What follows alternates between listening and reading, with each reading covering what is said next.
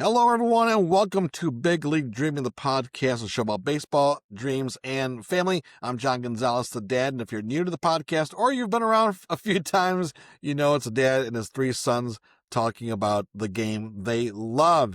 And this is a fun time of the year because the winter meetings just wrapped up and we're getting ready to celebrate the holidays, which means, could be some trades. Could be more signings for the free agents that are out there. A lot of big names still available on the free agent market. And I heard our good friend John Paul Morosi was stuck at Disney World, so I'm sure he's pretty happy over there to spend a couple extra days after the winter meetings. Let's check in with the guys. Today we have two of our three sons. I have two of the three sons on the show. Let's start with son number one. He's based in Charlotte, North Carolina. His name is Zach Gonzalez, and he's our Mariners fan. How you doing, Zach? I'm doing pretty good, Dad, but I woke up this morning and I miss baseball. I feel like going through the winter meetings this last week got me all excited. Players are signing and there's a lot of buzz. And I'm like, man, now I got to wait until February for college and for pitchers and catchers to report. What the heck? I know, right? That you're ready for the game. All this talk of baseball, and there's never an off season really these days. You kind of want to see a good ball game. We'll see what's on replay tonight. We'll just turn it on. When I was at Zane's house, who's not on the podcast today, son number three, he turned on a game from like last year, and he's like, "Oh, look at this game," and we just kept it on, and we forgot what happened. It was like one of those games where they say something amazing happened or whatever. I don't know. Maybe you know what I'm talking about. And we both are trying to figure out why was this game important, like a May 13th game against Tigers. It was Tigers Mets, maybe. I don't know. Speaking of Mets, son number two is on the podcast. Ty Gonzalez. He's based in Grand Rapids. He is our Mets fan. How you doing, Ty? Forgot my paper bag. I was going to put a paper bag on for this podcast. Mets fans I'm right very now. indifferent right now. I think a lot of the Mets fans are pretty upset right now, pretty frustrated, and wondering what is going on. What is going on with these not signing these players, or what's happening? Well, yeah, I mean, Mets fans everywhere are trying to figure it out because, like, the Mets have been known to spend like a lot of money and go after these big names, and all of a sudden they're not. It's really strange, and there's a lot of talks going around online, of course, but I saw like one clip or one quote, and it was like, we're not rebuilding, we're reimagining the roster. So I don't really know what that means. It means reimagining the roster without Diaz and Alonso and Nimmo too. It just feels weird. Feels very weird without Alonso, Mr. Met. Yeah, for sure. And it wasn't the Mr. Met traded to the Dodgers? Yeah, I don't know what that text Zach sent was. It was like the second Diaz signed with the Dodgers, it was like, oh, and they got Mr. Met with him too.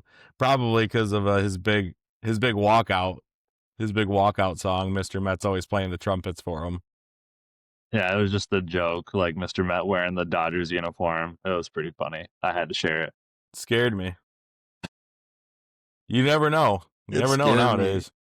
A lot going on, though, here in the off season, and we were just talking about the winter league meetings, or the winter meetings, I should say, just wrapping up there in Florida. I'm getting a lot of email also from the Tigers telling me about season tickets going on sale for spring training games, So I don't know. I don't know what's going on with the Tigers. I mean, the Tarik Skubal thing. So 3 things I want to talk about today. What's going on with the Mets, which we already talked a little bit about. The Mariners seem to be in a really good spot right now. The Mariner fans like Zach, that's his team, so they got to feel good. Red Sox, I don't know. Are they in on the Bregman deal? Is Bregman going to go to the Red Sox? Stay there? Going to go with Cubbies or maybe the Tigers? And then for the Tigers, what is up with Tarik Skubal? So let's wrap up the Mets before we go on to Mariners and then Skubal. So Ty, is there a chance that the Mets are still going to go after some big names that are available? Because a lot of guys are still out there. I think they have to. They almost have to, because it just seems weird to spend all that money on Soto last year. They've spent a ton of money on Lindor when they got Lindor. So it seems weird to not spend money for the Mets. Kyle Tucker is still available, and that's been kind of the big name that they might go after. And then when I was just right before we jumped on here, because everything's always changing so fast, I typed in. So this morning when I woke up, I typed in Mets news, and Kyle Tucker was the name that kept coming up. And right before I got on this call with you guys, there's like tons of stories everywhere 30 minutes ago. Mets are going to trade for Skubal. So I don't know, but I feel like they're going to make a move if they haven't already, dropping this episode right now. Yeah, who knows, right? By the time people listen to this, it could be old news, or it can still be another. I heard somewhere report. Well, we'll talk about Skubal in a minute. Zach, any thoughts on the Mets or your Mariners? Yeah, I feel like the Mets they have something on the way. I feel like they have to, right? Whether it's Tucker or signing Cody Bellinger, or yeah, I guess trading for Skubal. I feel like they have to do something. They can't lose, Brandon Nimmo and bring in an aging Marcus Semien, and then Edwin Diaz doesn't sign with you, and then Alonso walks. But you guys signed Devin Williams, right? Didn't he sign with the Mets? Yeah, yeah. So I feel like Devin there's more Williams to signed come. with the Mets. Yeah, I feel like there's more to come. It's only mid-December, right? We got 2 whole months till pitchers and catchers report. These rosters are nowhere near finished. But yeah, Mets fans are down bad right now for sure. Well, especially Diaz leaving too, because you have Devin Williams, and it's like, okay, great. Now you have Devin Williams and Diaz has been doing 2 inning saves all the time, 5-out saves. So it's like, wow, okay, the bullpen's going to be great now at the end of the game. And then they don't re-sign Diaz. So it's like, okay, it's almost, well, is Williams a replacement? Now what's going on? Yeah, and Dad, the Mariners, they're in a decent position right now. They took first base off the checklist by bringing back Josh Naylor. Right now they have kind of like question marks at second base, third base. They could upgrade in one of the corner outfield spots because they have, a rookie Cole Young at second base, rookie Ben Williamson at third base. Both of those guys could be upgraded, which they did in the postseason to Jorge Polanco and Eugenio Suarez. Both those guys are free agents. They've been in a lot of communication with Jorge Polanco, bringing him back as a DH. So we'll see where they go. They did recently make a trade for a high leverage reliever from the Washington Nationals. Ferrer is his last name. He was their closer at the end of the year, has some electric stuff. And they have club control. They have him for 4 years, which is huge. But he came at a pretty high cost. They had to trade one of their top 100 prospects, Harry Ford, catcher, but they didn't really need Harry Ford because a prospect like that needs to play a lot to get his feet under him and get some at bats, figure out his swing, figure out who he is as a player. And when you have Cal Raleigh, who hit 60 home runs last season, he's not going to really get the at bats that Harry Ford deserves. Helps out both teams, and excited to have a high leverage lefty in the bullpen now, besides just Gabe Spire. It seemed like the Mariners also added another arm to the bullpen. I don't remember who, though, off the top of my head, but I know that they've bolstered up the bullpen, and that's going to help them. I mean, the starting pitching alone is going to keep them in games, but if you shore up that bullpen, you're going to be in good shape. Yeah, absolutely. I don't think they added anybody else. It could have been like a 40-man ad or something, or they took 2 relief pitchers in the minor league portion of the Rule 5 draft. Maybe it was one of those posts that you saw. They traded for Caleb Ferguson at the trade deadline last season, and he's a free agent, so they're not going to bring him back. So they're really just kind of looking for one more big reliever to add to that bullpen in addition to Ferrer. Yeah, I like the Mariners. I think they're going to be in good shape next year, regardless of whether they get anyone else to replace Suarez and Polanco. Polanco could have re-signed with the Mariners. It's a good team. It's a good solid team. I think they prove that they're in it for the long haul, especially with the starting pitching. I think with the Tigers, it'll be interesting to see what they do. I was listening to some sports radio this morning, and someone from The Athletic was saying that if Tarik Skubal was off the table, the Tigers would have said it by now. They would have said, we're not trading him. He's our guy, right? But because they have not said that, that's why all these speculations are out there. They mentioned the Mets being the big one, but this guy also made a good point that who do you trade him for? I mean, what are you going to get in return for Tarik Skubal? And I don't know who's out there that I would want. Right? I mean, I don't care if they're prospects because prospects are just prospects, but, and I think I sent to you guys in the text too, is I think the Tigers need Tarik Skubal more than they realize because he is an attraction, right? Back-to-back Cy Young. Everyone knows he's going to pitch. The crowds at Comerica were huge when he pitched. I wish I had the numbers in front of me. When he was the starting pitcher, you could see it in the stands. I mean, people were there to watch him. Longtime Tiger fans will tell you, when Mark Fidrich pitched back in the day, the Bird, everyone showed up because he's someone you can market. You know, why did the people come to Tigers to see Cabrera in his prime? Because they was Cabrera in his prime. You know, this Tarik Skubal is in his prime right now. Tigers have any chance to make the World Series, they're gonna keep Tarik Skubal. I just don't know what they could get in return. What do you guys think? Well, let's see. Corbin Burns was traded, right?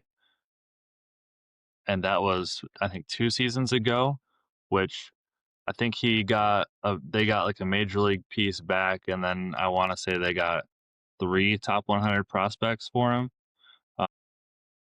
Skubal's better than Corbin Burns, so I feel like the package is going to be, a major league quality player, like contributor, big league contributor, and then I would say at least 2 to 3 top level prospects, which if you're going to get 3 top 100 prospects in return, it kind of limits your teams that you can trade with, right? Because there's only, let's call it 4, 5, 6 major league teams out there that would have that package to even make it worthwhile for the Tigers, right?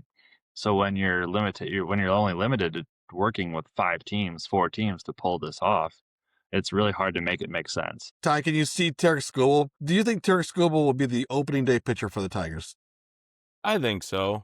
I mean, like you said, you could trade him, but I mean, I hope he stays with the Tigers because he seems like he's the face of the franchise, but I don't think they're going to sign him to a huge deal that he wants after this year.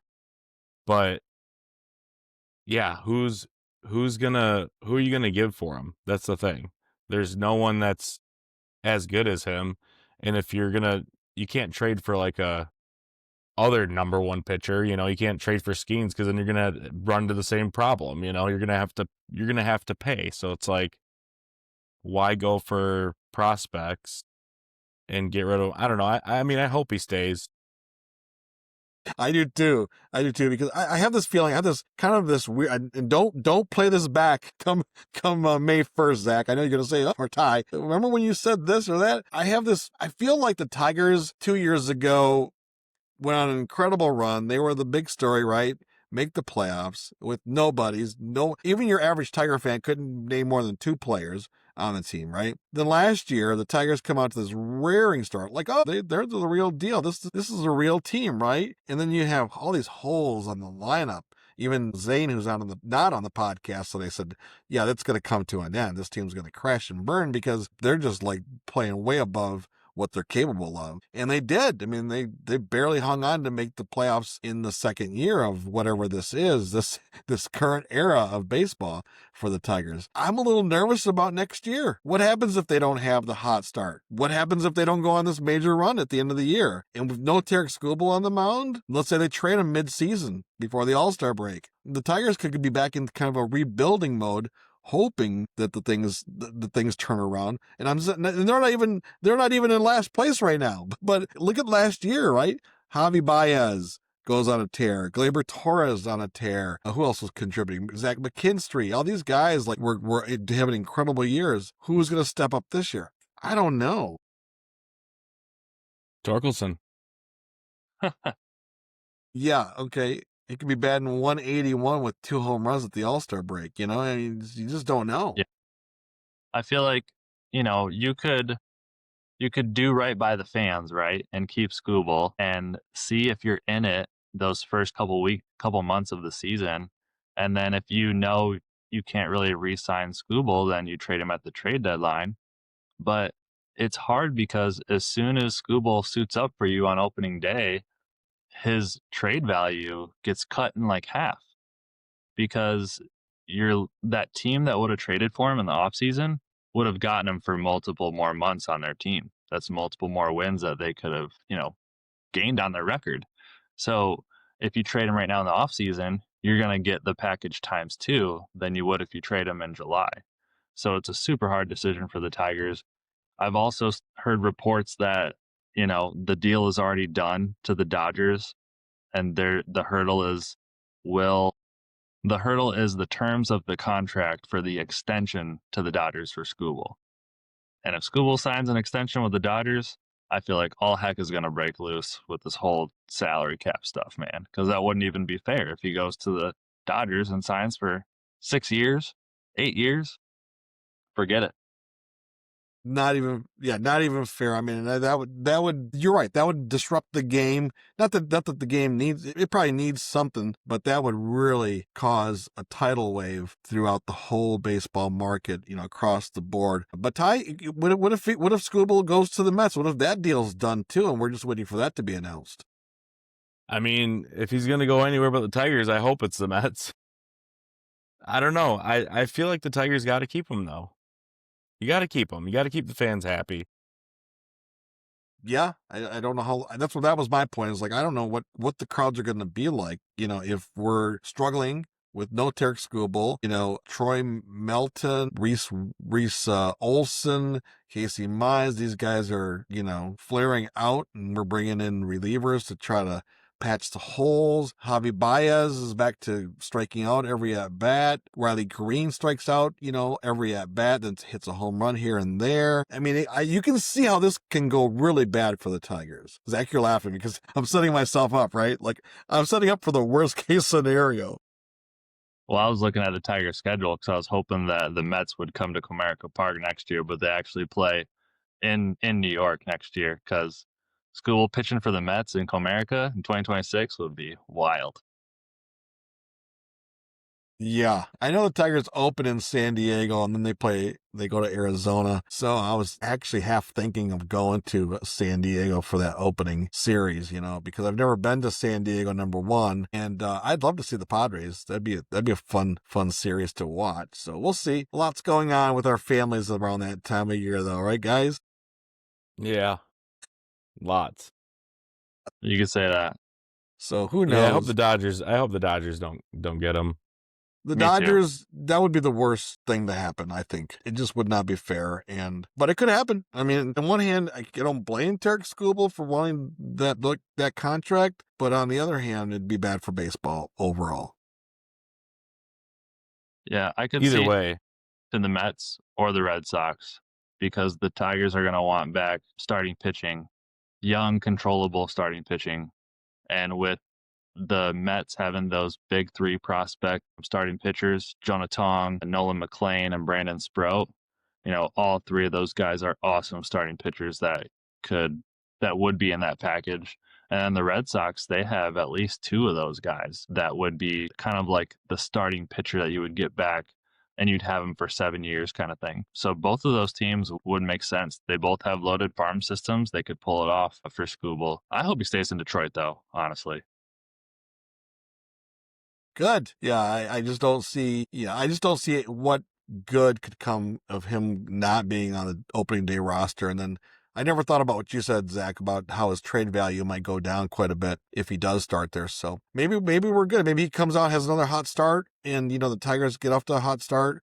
Skubal's back for Cy Young Award number 3. Maybe it's business as usual for the Tigers. They win more than they lose, and they're in the hunt because the Central is, the Central, and we'll see how it goes. But I know we spent a lot of time on the Tigers, but it's interesting because Tarik Skubal was probably the number one story of the offseason, right? Yeah, him and definitely. Kyle Tucker. And nothing's even happened with him yet. And Kyle Tucker, yeah, that's interesting because we've all watched Kyle Tucker when we went on our big baseball trip a couple of years ago, and we saw him hit that home run. Grand Slam. I'd like to see Kyle Tucker land somewhere where he has a chance to get back to the World Series. Not that I'm a huge fan of his, but he seems like he could be an impact player like right away. Bregman, I think, is at the tail end of it. I hope the Tigers aren't in that game because last year it was right, like I was talking about earlier, right? Tigers, Red Sox, Cubs. That was the whole mix last year, and it's the whole mix this year. I think he might end up Cubs. I wish Zane was here to make a case for bringing him back to the Red Sox, but he's legit. I mean, he's legit power, legit presence in any roster. He could turn things around for any team, really. So we need that. Tigers definitely need that. I don't think it's happening. I mean, Zach McKinstry at third is still the best deal. I think Tucker will end up with the Mets. You think so? I think so because you don't have Alonso now. So now you have Lindor and Soto, your big bats. It'd be nice to get another big big bat in there. It's going to be so three, weird. 4, 5 guys. It's going to be so Lindor, weird. Soto, and Tucker. It's going to be so weird seeing Pete Alonso in an Orioles uniform. Yeah, it is. It is going to be very, very weird. I feel like, though, it seemed almost like he was kind of, because last year they had all those talks too, because he wanted a big deal and the Mets weren't giving him a big deal, and he almost didn't even sign with the Mets last year. So it almost felt like, he was going to kind of go at some point, almost last year. Right. So it's a bummer, but also not like super shocking too, in a way, if that makes sense. Yeah. But Diaz is the worst. That's you're set up for a amazing end of the game with Williams and Diaz. That combo would have been amazing to end 7th. You could put those guys into the 7th and just shut it down. Get to the 6th or 7th every game, and you're sitting really good. So seeing Diaz into all places go to the Dodgers. Yeah. Well, I think we lost Zach there for a second. Hopefully he'll bob back on, because I was going to ask him about, to wrap things up here, I was going to ask him about the Atlanta Braves. They're making some noise in getting some extra players. I know with Zach being down in Charlotte, North Carolina, and there were a lot of fans down there who follow the Braves. Yeah, who'd they just get? They just got Suarez, didn't they? Yeah, exactly. Yeah. So not Eugenio. No, not at all. Robert. But yeah, and I think the Braves have seemed like all of a sudden they're making some noise here in the off season, and I would love to see the Braves be back in the postseason again, right? Like it's like you guys growing up, right? You watch the Braves all the time, and they were always that winning team. Yeah, there seems to be an effort to get them back to where they need to be, and I like that. It's good for baseball, I think. They really fell off last year. Yeah. And they were always towards the top of the league. And the NL East is a tough division with Phillies and Mets.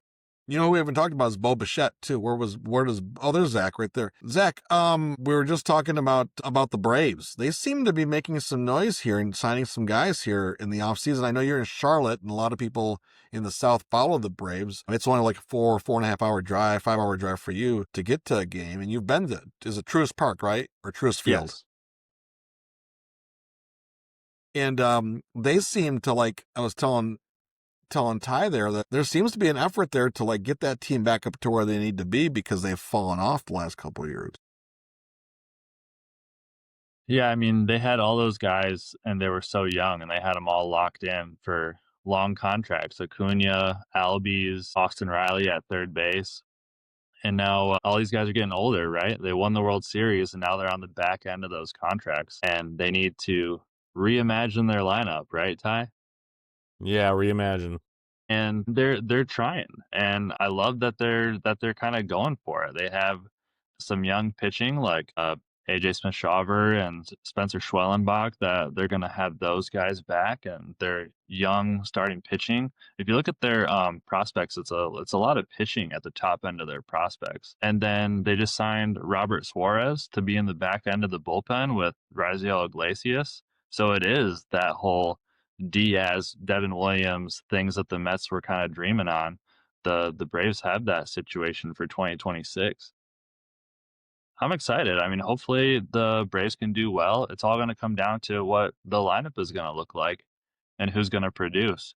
If Riley can bounce back, what's Albies going to do, because he had a down year for sure in 2025.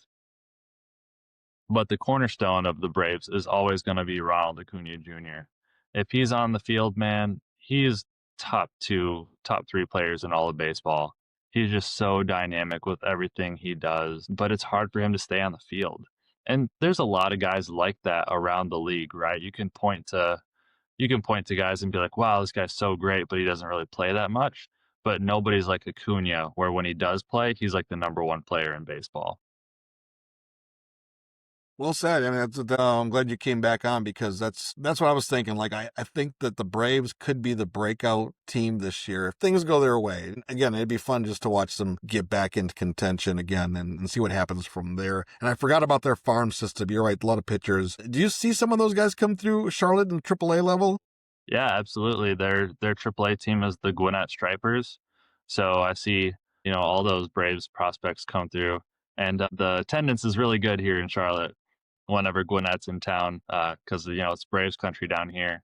But Dad, you remember Corbin Klaus, who pitched for Davenport and Yeah. was in the minor league organization for the Braves? I actually saw him pitch here in Charlotte when he was with the Stripers a few years back. So yes, that is they always come to town in their like lime green uniforms. It's fun. All right, guys. Anything you also want to add here as we kind of wrap things up on today's podcast of Big League Dreaming, the podcast, a show about baseball, dreams, and family? Ty, how about you? Anything you want to wrap up? I know we're getting ready to have the Christmas party this weekend, and with my mom and dad, your grandma and grandpa. That'll be fun.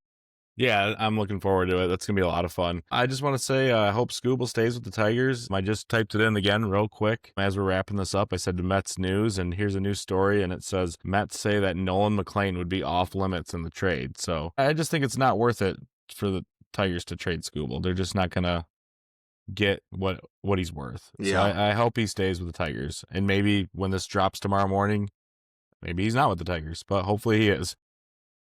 All right, Zach, I know we're not going to see you at the big party tomorrow. It's a long drive from Charlotte, and you guys were just up here for Thanksgiving, which was great to see your family and hang out and everything. So we'll miss you at the party tomorrow. I'll have some extra tamales for you. How about that? All right, cool. That'll be great. I'm missing those for sure. Yeah. I want to see where Ketel Marte goes. That's something that I'm Yes. interested in watching, kind of how that unfolds. If he's traded, I feel like the Diamondbacks will trade him. He could slide in nicely in the Mariners lineup, but it's going to be a huge trade package to get a guy like that. I feel like you would need to trade a Bryce Miller, a solid starting pitcher, and I just don't think the Mariners would do that. So I'm interested to see where Ketel Marte will go if he goes. And then I have my eyes on a couple big relief arms for the Mariners, like Pete Fairbanks, Matt Strom from the Phillies. There's some guys out there that could really help the bullpen. So we'll see. We've got 2 months, I think, exactly almost until pitchers and catchers report. I'd already have Wingate Baseball circled on my calendar, February 7th and 8th here in North Carolina. So hopefully I can go I'll be see down some there that baseball. weekend. First weekend of February. Is that a Sunday? Is that a Saturday, Sunday or Sunday. Monday? Saturday, Sunday. Yeah, because I think that's when the Grand Rapids Griffins are in Charlotte in hockey. We're talking now, and I believe that's the weekend they're in town to take on the what's the Checkers or whatever they were. Yep, Charlotte Checkers. So I think that's a good weekend for me to come down. Let's do it. We'll go see some Watch baseball too. Little It'll hockey, little baseball. probably be cold, 50s. 50, yeah. That's cold. All right, guys. Well, thanks for doing the podcast today. Again, Zane, we miss you. Shout out to Zane. And I know he's busy with his family down in South Bend, Indiana. Hopefully we can get him on the next podcast. Ty, you want to let people know how to find our previous episodes? Because we're wrapping up season 5 right now. Yep, wrapping up season 5. You can listen to us wherever you listen to your podcast, Spotify, Apple Podcasts, under Big League Dreaming, the podcast. And of course, here on YouTube, we just passed over 200 subscribers. So thank you all for listening and going on this journey with us. It's been a lot of fun. Definitely go check out the past episodes if it's your first time checking out our show. We'd greatly appreciate it. And of course, we're here every Saturday at 9 a.m. Eastern Standard Time. So we will see you next week, hopefully to talk some more big off-season moves. If not, there's always stuff to talk about in baseball. So we'll see you next week.